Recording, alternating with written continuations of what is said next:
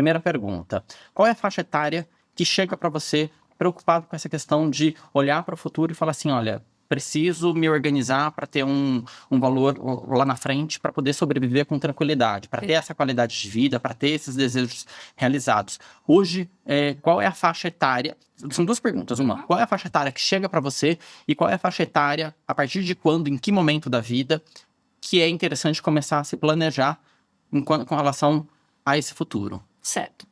Bom, a faixa etária que mais tem demanda, que mais procuram, de uma forma geral mesmo, os advogados aí previdenciaristas, é dos 45 mais, né? Porque é um pessoal que já vem com pelo menos uns 20 anos de contribuição, 25, ou aqueles que ainda começaram bem, assim, na adolescência, bem jovenzinhos, né? Então, tem um valor, tem um tempo maior de contribuições, mas não chegou a fechar nenhuma regra, nenhum direito ainda. Então, às vezes ainda tem, por conta dessas mudanças na lei também, às vezes tem ainda 5, 10 anos pela frente. Então, eles têm essa preocupação de verificar, será que o que eu estou recolhendo está interessante? Será que o que estão recolhendo para mim, porque a gente tem que pensar tanto no seletista, o empregado, quanto no empresário, o profissional liberal, né? Então, há essa preocupação no geral, mas é normalmente aí a partir dos 45 anos para frente. Mas para aqueles que gostariam de estar procurando esse serviço, verificar como isso poderia agregar e melhorar, né, a sua aposentadoria, eu recomendo a partir dos 35 anos, creio que seja um tempo interessante, é uma idade interessante porque você tem um tempo maior para se programar. Mesmo aqueles que são seletistas, por conta de que você pode se programar no privado. Então, você sabe que você vai ter a ideia de quanto, se você seguir como seletista, né, por mais 15 anos, que seja ali para até alcançar a aposentadoria, o quanto que eu vou ter do INSS e o quanto eu posso me programar no privado para fazer essa junção das rendas. Então, é importante, eu acho que já ter essa consciência a partir dos 35 anos é uma boa ideia, uma boa idade. Muito interessante, doutora. E quais são os riscos de deixar essa busca por informação para a última hora, não pensar nessa preparação desse processo? Bom, Aline, os riscos, vamos já começar de trás para frente.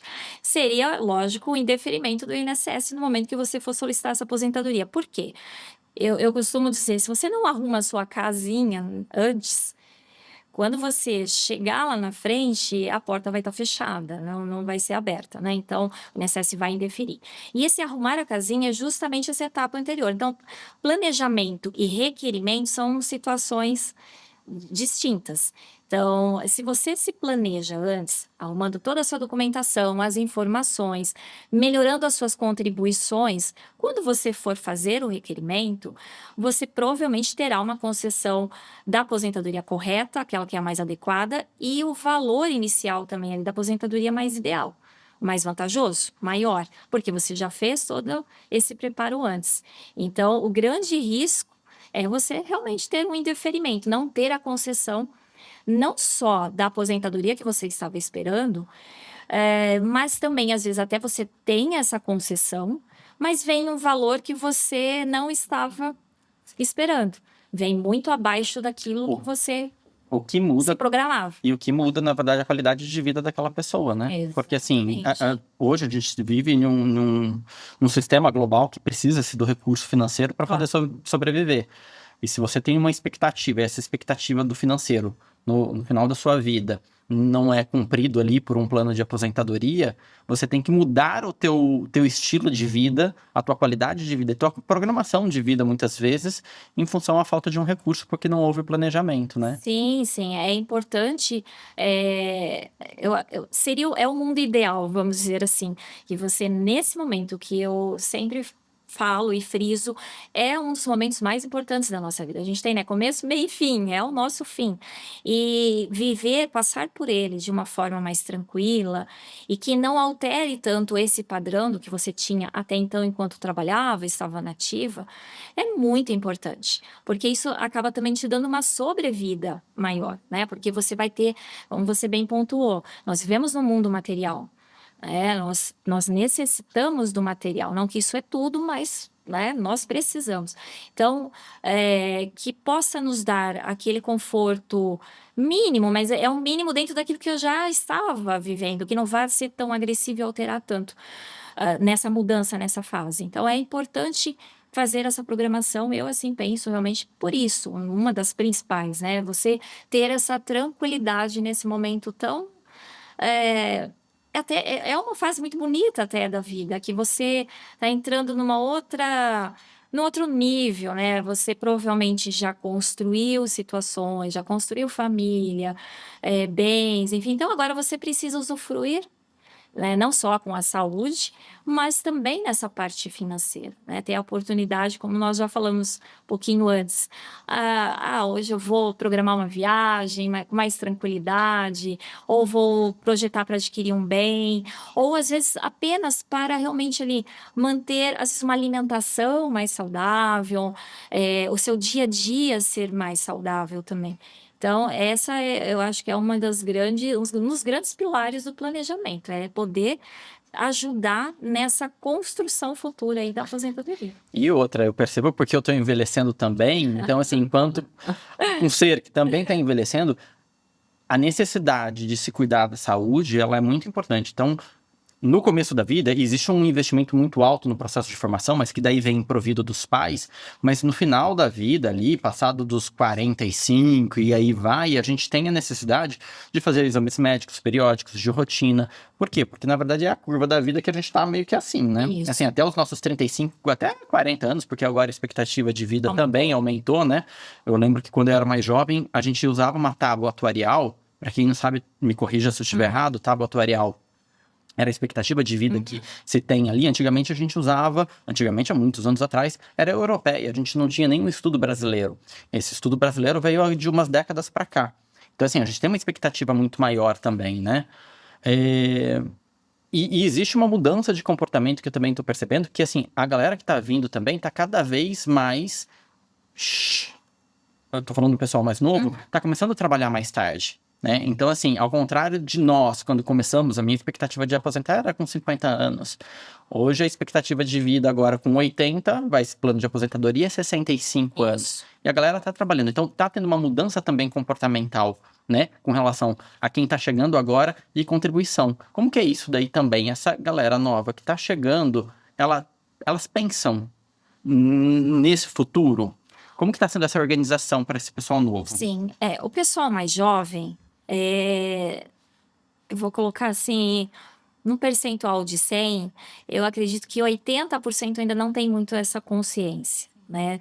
Dessa questão para INSS, tá? Eles vão mais realmente para investimento no privado, né? A gente sabe que tem uma rentabilidade melhor, enfim. Mas eu sempre gosto de, para esse público, dizer também que o quanto é importante eles também entenderem um pouco dessa questão do INSS, porque eu falo, isso sai do bolso. Seja você pagando ou a empresa pagando, porque a empresa pagando está tirando do seu bolso também. Sim. Ou você como empresário, ou você como um profissional liberal. Então, todos nós geramos renda, é uma obrigação legal. Então, não dá para jogar isso fora também. Mesmo que...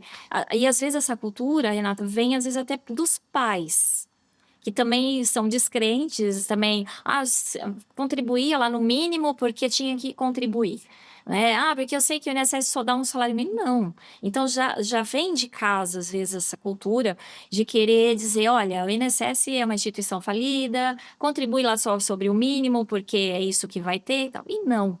Então, como eu falei mais no início, se a pessoa mais jovem, na faixa de uns 35, 40 anos, se ela conseguir fazer essa programação, fazer esse planejamento, ela vai verificar que vai ser um custo-benefício depois ao final, mesmo o seletista. Porque às vezes o seletista fica meio travado com o salário. Mas por que eu falo mesmo seletista? Porque fazendo esse planejamento, ele vai saber quanto que, assim, se eu ficar seletista até lá, né, até me aposentar, quanto que o INSS vai me dar? de aposentadoria. E aí, o que eu posso me programar no paralelo, no privado?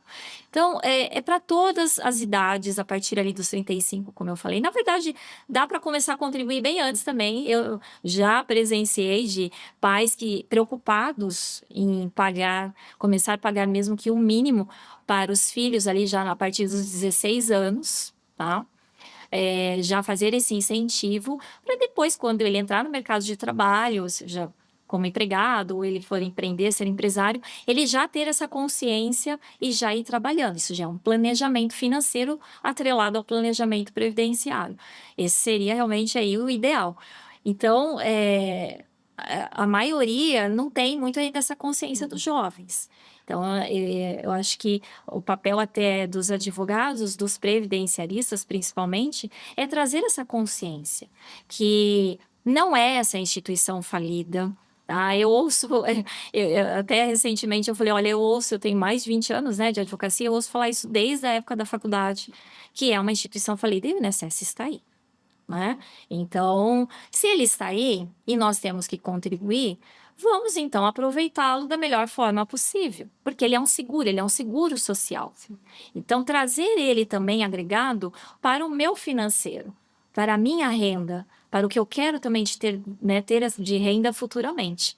Então, é um casamento. Temos que trazer a informação com o planejamento, direcionado sempre para a melhor aposentadoria e o melhor valor. Sim.